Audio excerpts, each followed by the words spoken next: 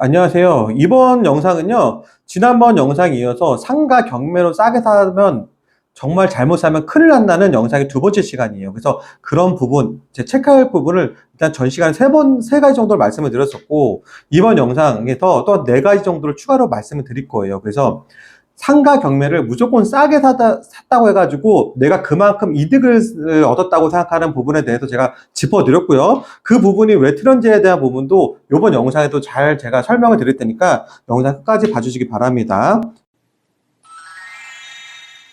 자, 네 번째, 임대 수익률 숫자만 보면 안 된다는 겁니다. 왜냐면, 자, 내가 상가 경매를 이제 낙찰받기 전에 일단은 그 상가를 가서 볼 거란 말이에요. 근데 그 상가 임차인이 있는 경우도 있고 없는 경우도 있을 거란 말이에요. 근데 만약에 있는 경우, 여러분 있는 경우가 있어요. 그러면 그 보증금과 월세가 있단 말이에요. 보증 월세가 매각 명세서에 나와 있는 경우도 있지만 없는 경우도 있어요. 그래서 내가 없는 경우여가지고 내가 낙찰받기 전에 찾아가 볼 거예요. 찾아가봐서 이리저리 알아봤단 말이에요. 알아보니까 보증금과 월세가 딱 나와보고 내가 실제로 낙찰받은 목표가액에 접목을 해보니 수익률이 좋다라는 거예요. 그래서 이거는 이 가격에 낙찰받아도 좋을 거라고 생각하는 경우가 있어요. 그럼 이게 맞는 걸까요? 아니라는 거죠. 왜 그러냐면 이 사람은 기본적으로 몇 년 전에 분명히 임대차 계약서 썼을 거란 말이에요. 근데 상권이 좋아지는 상권이라면 이 반대로 이 임대차 계약서의 내용들이 좋겠죠.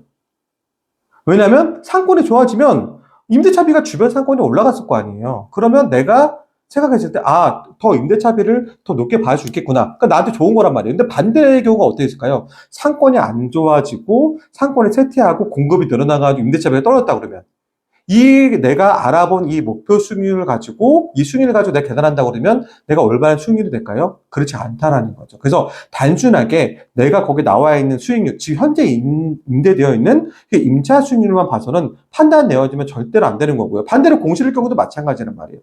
내가 공실일 경우도 이 이전 임차인이나 이런 부분을 주변 보톡방으로 알아봤거나 내가 주변의 시세로 따져봐가지고 예전 시세로 따져봐가지고 이걸 알아봤으면 내 목표 수익률과 연결시켜가지고 내가 잘못된 판단을 내릴 수가 있다는 거죠. 그래서 이 임대 수익률 자체는 굉장히 보수적으로 봐야 되는 거고, 그리고 상권이 상승하는지 쇠퇴하는지를 봐야 되는 거죠. 그래서 상권이 쇠퇴하고 있다면 굉장히 보수적으로 봐야 되면서도 정말 상권의 쇠퇴 속도가 너무 빠르다 그러면 절대 진입하면 안 되는 거예요. 그리고 만약에 공실이라고 하면 주변의 공실을 제대로 봐야 되는 것도 마찬가지지만 이 현재 상가가 공실이 얼마까지 이어졌는지도 봐야 되는 거고, 그리고 이 경매가 실제로 공실이 길어져 가지고 이 현 주인이 이거를 공실을 못 버텨 가지고 매도가 이 경매로 나온 걸 수도 있거든요. 이게 대출을 갚지 못해 가지고 이런 경우면 결국 공실 때문에 경매까지 넘어갈 케이스인 거잖아요. 그러니까 이런 걸 잘 따져볼 필요가 있는 거죠. 그래서 수익률, 단순하게 내가 거기 현재 수익률을 보고, 그리고 이전 수익률을 보고서 내가 이 상가의 목표 수익률을 맞추면 안 된다. 이게 굉장히 중요한 거거든요. 그래서 이걸 따져보셔야 되는 거고, 그리고 상가의 노후도도 봐야 되는 거죠. 노후도. 왜냐면 상가가 노후도가 많이 됐어요. 노후도 많이 되어 있으면 내가 실제로 임차인에 들어왔단 말이에요. 들어왔으면 내가 실제로 수리할 부분이 굉장히 많아진다는 거죠. 그리고 내가 임차인 들어오기 전에도 임차인을 받으려면 기본적으로 뭐 수도 설비라든지 전기 설비라든지 아니고 상가의 내부적인 그런 시설 같은 경우에도 내가 수리를 기본적으로 해줘야 될 것들이 있어야 기본적으로 이 상가 임차인이 임차도 들어올 수 있는 거거든요. 너무 시설이 낙후되어 있고 이 주변에 너무 이게 안 좋다고 그러면 들어올 임차인이 없다는 말이에요. 그러면 내가 아무리 싸게 낙찰을 받아도 내가 추가적으로 돈이 들어가는 거겠죠. 추가적으로 비용이 들어가게 되면 내가 총 들어가는 그 비용 자체가 높아지는 거고 목표 수익률은 떨어질 수 있다는 거죠. 그래서 내가 상가를 낙찰을 받기 전에 단순하게 현재 수익률이 아니고 현재 지금 공실률이라든지 이런 것도 봐야 되는 거지만 그 상가에 갖고 있는 그런 노후도, 그리고 얼마만큼 수리비가 들어갈지에 대한 부분 이거 잘 따져봐야 되는 거죠. 그리고 관리비가 얼마나 책정이 되어 있는지 따져봐야 되는 거예요. 그래서 상가 임차인 같은 경우에는 단순하게 임대비만 따져보지 않거든요. 임대비 플러스 관리비까지 해가지고 내가 한 달에 낼 임차비에 대한 계산기를 따져보거든요. 그런데 관리비가 너무 비싼 곳들에 대한 부분들은 임차인이 부담스러워가지고 들어오지 않는다는 거죠. 그래서 이 관리비에 대한 부분도 내가 실제적으로 너무 높으면 반대로 임대차비를 깎아서라도 임차인을 들을 수밖에 없는 거잖아요.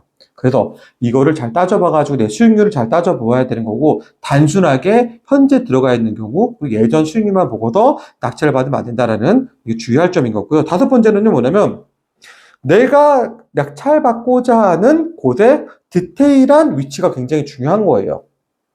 자, 예를 들어 봅시다. 대부분 제가 지금 상가로만 얘기하고 있잖아요. 상가 같은 경우에 집합상가고, 집합상가 중에서는 위치가 굉장히 다양하단 말이에요. 뒤쪽에 있을 수도 있고, 앞쪽에 있을 수도 있고, 앞쪽에서도 코너에 있는 상가일 수도 있고, 그 코너에서도 에스컬레이터가 있다 그러면 에스컬레이터 바로 옆에 있을 수도 있고, 코너일 수도 있고, 아니면 엘리베이터가 있는 위치일 수도 있고, 이런 거에 따라 가지고 임차비 차이가 굉장히 많이 날 수 있거든요. 이걸 다 따져봐야 된다는 거죠. 단순하게 내가 지금 뭐 이걸 위치가 좋다 1층 상가는 이렇게 받을 게 아니라는 거죠. 그래서 꼭 따져보고서 이걸 좀 여러분들이 내가 코너고 입지가 좋은 곳이라면 좀 더 봐줄 수 있거나 판단할 수 있는 거고, 반대로 같은 그 라인에서도 가장자리 있거나 좀 사람들의 시각에 떨어져 있는 곳이라면은 좀 더 보수적으로 볼 필요가 있다는 거예요. 그래서 단순하게 이거 뭐 1층 몇 호 현장 가보지 않고 이걸 판단 내려가지고 이 정도 수익률 나오겠네 이렇게 판단 내리면 굉장히 안 좋다는 거죠. 그리고 지하 2층, 3층, 4층이 있어요. 자, 여러분들이 그래도 나름대로 계산을 해볼 거란 말이에요. 1층에 대한 수익률, 2층에 대한 수익률, 3층에 대한 수익률, 4층에 대한 수익률. 근데 여기서 제가 여러분한테 중요한 꿀팁을 알려드릴게요. 자, 보통 우리는 알고 있어요. 엘리베이터가 있고 고층부에 대한 수익률이 당연히 1층에 대한 부분이 엘리베이터가 있더라도 접근하기에는 당연히 1층이 좋기 때문에 상가 임대차비는 대부분 비싸단 말이에요. 그리고 수익률이 낮아요, 보통. 2, 3층, 고층보다는. 그래서 처음에 그 상가 같은 경우에는 1층이 가장 수익률이 좋고, 물론 접근성이 지하도 좋고, 뭐 2층도 좋다고 그러면 그 다음에 2층이랑 지하가 수익률이 1층보다는 조금 높으면서도 임대차비는 좀 떨어지게 되거든요. 그러니까 상가 가격은 당연히 더 낮겠죠. 평당 가격이. 그리고 3층, 4층으로 올라갈수록 조금씩 더 낮아진단 말이에요. 그러면 이거에 맞춰가지고 수익률이 나오는 건데, 자, 좋은 가격으로 대형 평수에 40층, 50층이 나왔단 말이에요. 근데 여러분 생각해 보세요. 상가비가 아무리 싸더라도요, 내가 만약에 공실이었어요. 공실 사가를 싸게 낙찰 받고, 내가 싸게 낙찰을 받았으니까 이거를 주변 시세보다 싸게 임대차를 놓으면은, 다시 금방 임대차가 채워지겠지 생각을 하는데, 전혀 그렇지가 않아요. 제가 예를 들어 봅시다. 주변에 50평짜리 4층이라고 가정을 해봅시다. 엘리베이터도 있고 다 있어요. 근데 4층인데, 주변의 시세를 보니까 한 5천에 400 정도의 임대차비를 받고 있다는 거예요. 50평이에요. 근데 그러면 내가 5천에 350만 받으면 싸게 내가 그거에 맞춰가지고 수익률을 받아가지고 낙찰을 받았고, 내가 350만 원 정도를 내가 경매로 낙찰 받았을 때 임대차를 넣으면 임대차가 들어올 거라는 생각을 할 수 있잖아요. 근데 그렇지가 않아요. 왜 그런지 아세요? 자, 임차인은요, 처음 들어올 때 뭘 하죠? 그 시설물을 만들고 인테리어를 하게 되죠. 투자가 들어가는 거죠. 근데 평수가 크면 클수록 어떻게 되죠? 투자비가 비싸죠. 이거 1층인데 2층, 3층 상관이 없죠. 내가 만약에 똑같은 병원을 해요. 어떤 사람이 병원을 하는데 병원을 임대차비가 1,000만 원짜리 병원에 50평의 시설비와 임대차비가 500만 원에 따른 임대차의 시설비가 다르진 않잖아요. 평소에 대도 들어갈 시설물 다 들어가야 될 거 아니에요. 그렇기 때문에 임대차비가 아무리 싸도요, 거기 진입하려면 그 임차인 수요는 굉장히 한정적이고 부담스럽다는 거죠. 이걸 잘 따져버려야 되는 거죠. 근데 하물며 고층이면 고층일수록 작은 평수들이 없어요. 대부분은 대형 평수들이 많거든요. 그러면 단순하게 상가를 모르는 사람들 입장에서는 평수도 크고 이 가격에 내가 임대차비를 싸게 나면 제 임대차를 쉽게 놓을 수 있을 거라고 착각을 하는 거죠. 그렇게 봐가지고 장기간 공실을 나는 경우가 굉장히 많이 봤고요. 대부분 상가를 낙찰받은 경우에도 그 고층 부분 있잖아요. 더 위험하다라는 거죠, 이게. 1층 같은 경우에는 대부분 평수가 크지가 않단 말이에요. 10평, 15평, 커야 20평? 이렇거든요. 그러면 오히려 이런 것들은 공실을 해소하기가, 임대차비를 깎아서 해소하기가 그나마 좀 나아요. 고층부는 평수가 넓어지고 접근성도 떨어지기 때문에 오히려 공실 해소가 어렵다는 거죠. 이런 부분 때문에 단순하게 이거는 낙찰을 받는 그 상가 경매 같은 경우뿐만이 아니고, 내가 상가 투자를 하더라도 위에 고층부에 공실인 상가면 단순하게 너무 싼데 이렇게 단순하게 접근할 부분은 아니라는 거죠. 이거를 잘 생각하는 거고요. 그리고 여섯 번째 뭐냐면 대출이에요, 대출. 여러분들 그냥 단순하게 유튜브를 보면 경락대출 잘 나온다고만 이렇게 막 나오고 얼마 몇 프로 나온다 이런 거 얘기 많이 유튜브로 접해보실 거란 말이에요. 근데 그렇게 생각하면 안 되는 거예요. 왜냐면 내가 낙찰받고자 하는 그 상가 물건에 대한 부분에 대해서 꼭 은행에 체크를 해야 돼요. 근데 은행에서 체크할 때 은행에서는요, 거기에 공실률이라든지 그 상가의 상태라든지 그리고 주변에 그 상권이 어떻게 되는지 그걸 다 따져보고요. 그리고 나의 상태까지 따져본단 말이에요. 나의 상태가 어떤지, 내가 수익이 얼마 되는지 다 따져봐요. 특히 요즘 같은 시대는요, 은행권에서 뭐 경락대출, 그러니까 경매로 낙찰 받는다고 해가지고 그게 호의적이지가 않아요. 다 마찬가지란 말이에요. 대출을 받는 것들은 뭐 경락 대출이니까 많이 해주고 무조건 해주고 그냥 일반 대출이니까 적게 해주고 이런 게 아니에요.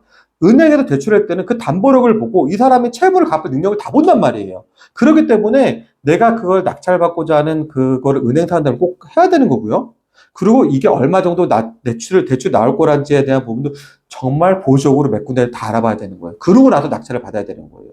내 현금 보유하는 거랑 대출 나오는 거랑 따져봐가지고 이게 맞는 건지 안 맞는 건지에 대한 부분을 따져보고 낙찰을 받아야 된다는 거죠. 그냥 막연하게 대출 나오겠지? 이 정도 나오겠지? 이렇게 낙찰 받으면 나중에 대출이 안 나가지고 내 계약금 날아가는 경우가 너무 많다라는 거죠. 꼭 따져보셔야 되는 거고, 그리고 일곱 번째 아주 기본적인 거, 초보자들은 정말 귀찮아가지고 오히려 초보자들 더 많이 현장에 가보고 더 따져보고 꼼꼼히 현장에 대한 부분을 따져봐야 되는데 오히려 초보자들 더 안 한다는 거죠. 현장에 가보는 게 필수입니다, 이게. 현장에 가보셔가지고요. 거기에 대한 관리사무소도 찾아가 봐야 되고, 상권 분석도 해야 되는 거고, 그 공실도 체크해야 되는 거고, 그 내가 낙찰을 받고자 하는 상가가, 그 상가의 상태 부분 꼭 체크를 해봐야 되는 거. 그리고 문제점이 어떤 거 있는지도 꼭 체크를 해봐야 되는 거죠. 그리고 낮과 밤이 다른지도 봐야 되고, 주말이나 평일이가 다른지도 봐야 되는 거고, 주변에 경쟁하는 업체가 얼마나 자주 바뀌는지도 다 체크해야 되는 거예요.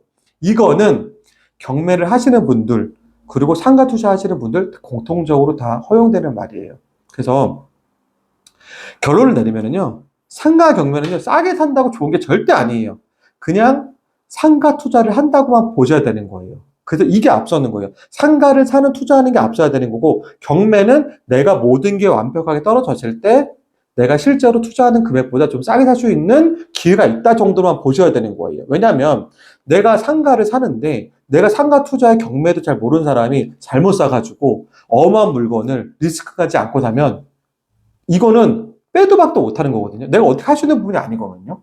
이게 이중을 겪을 수 있다는 거죠. 권리분석 잘못해가지고 내 돈 날아갈 수도 있는 거고, 그리고 내가 대출이 안 나와가지고 내가 경매로 낙찰 받은 거에도 계약금을 날릴 수도 있는 거고, 유치권을 잘못 허송돼가지고 내가 낙찰 받은 금액보다 더 많은 돈이 나가야 되는 경우도 있고, 속선된 경우도 있고, 그리고 내가 이게 낙찰 받은 상가가 정말 상권도 세티하고 공실률도 너무 많고 이 해소할 수 있는 부분이 없어가지고 계속 이자비만 내다가 결국엔 재경매에 넘어가는 경우 너무 허다하게 많다라는 거죠. 그래서 제가 오늘은 상가 경매에 대해서 주의할 점에 대해서 설명을 드렸어요. 그러니까 제가 말씀드리고만 꼼꼼히 따져보셔도 정말 상가 경매 잘못 사는 경우는 없거든요. 저 같은 경우에 상가 경매로 오히려 2배 시세 차익을 계속 이룩하고 있거든요. 그리고 저는 지금 상가 경매도 내가 상담 오는 분들에게 계속 알려주고 있어요. 그래서 상가 경매 생각보다 쉽지 않습니다.